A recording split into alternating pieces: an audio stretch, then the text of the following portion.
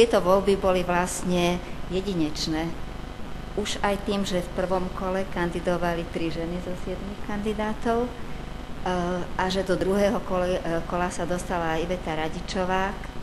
Bohužiaľ nemáme exit poly, máme iba výskumy pred voľbami, ale dá sa predpokladať a predpokladám, že povolebné výskumy to aj ukážu, že ju podporovalo nielen o čosi viac žien, to pravdepodobne tak bude, ale že ju predovšetkým podporovali aj ženy, aj muži v istej kombinácii, a to skôr ľudia z prostredia vzdelanejšieho, mestskejšieho, zrejme aj svojimi hodnotovým zázemím, trošku sa odlišujúceho od toho tradičného Slovenska a tak ďalej.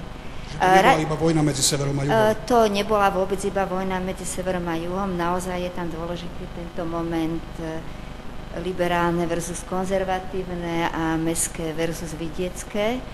No teraz treba povedať, že Iveta Radičová vlastne reprezentuje napriek tomu, že v tom prvom kole bola vystavená ako žena veľmi ostrým útokom, ktoré išli cez tú tému interrupcií a pokusom prezentovať ju ako nositeľku nejakej kultúry smrti. Naozaj to boli také kruté útoky, akým myslím si, že nebol vystavený žiadny kandidát v žiadnych prezidentských voľbách. Mám pocit naozaj. Napriek tomuto, že vlastne schytávala rany tohto druhu, to vôbec vlastne nezavážilo a ten výsledok, alebo zavážilo to v pomerne malej miere, pretože ten výsledok je veľmi, veľmi slušný.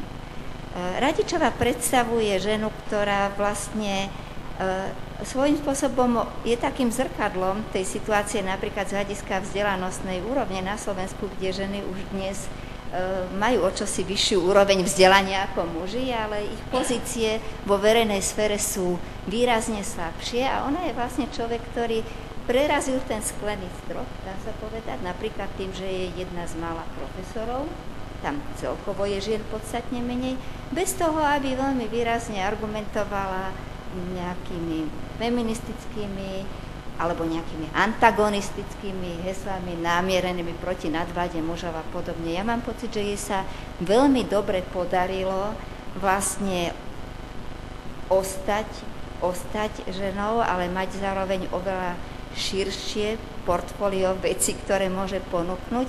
A zase pre toho tradičného človeka, či už ženu alebo muža, bola veľmi dobrá aj tá kombinácia, že ako politička sa venuje sociálnym otázkam, ktoré sú najbližšie tej sfére rodiny a tej privátnej sféry. Čiže nebola až takým niečím, po tejto stránke vlastne naplňala tú predstavu toho ženskejšieho skôr. No plus ešte jeden moment, že tým, že ona si postavila vlastne potom ten svoj prístup superovi, najmä v druhom kole, na tom, že ona nebude taká ako on, ona nebude konfrontačná, tak opäť sa správala vlastne aj žensky, lebo je to dosť typické, že ženy zvyknú dosahovať svoje ciele tak, že navonok veľmi ostro, povedzme, že nevstupujú do konfliktu, ale volia nejaké iné spôsoby.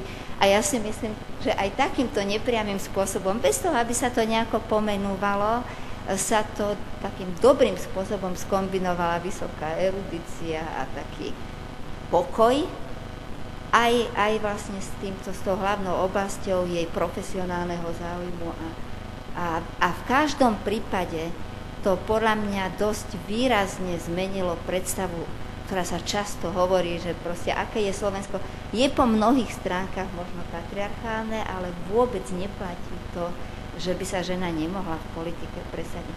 O tom, ako fungujú tieto mechanizmy, myslím, že sa dozvieme viac teraz, keď sa budú snažiť jej kolegovia z SDK-UDS a širšie prostredie opozície využiť jej potenciál. Tak teraz sa vlastne ukáže, aké sú tam tie ozajstné bariéry, ale pokiaľ ide o ľudí, a napokon to vieme aj z výskumov, že vlastne ten pocit, že je tu nerovnováha, že by sa tu žiadalo viac kvalifikovaných političiek, samozrejme nielen preto, že sú ženy, ale preto, že predstavujú určité hodnoty, ten je v spoločnosti veľmi rozšírený a nielen medzi ženami.